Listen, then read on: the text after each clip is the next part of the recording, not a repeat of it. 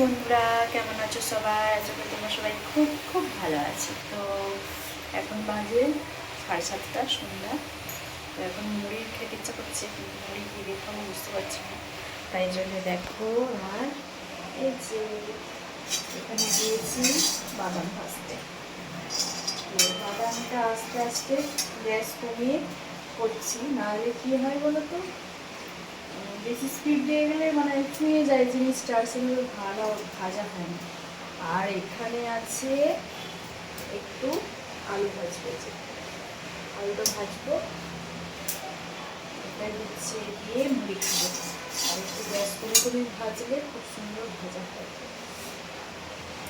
তো সন্ধ্যা তো হয়ে গেছে, আজকে মেঘটা প্রচুর উঠেছিল কিন্তু বৃষ্টি হয়নি। ভাবতে গিয়েছিলাম, ভাবছিলাম তো বৃষ্টি হবে, কিন্তু বৃষ্টি হয়নি। চলো টাটা।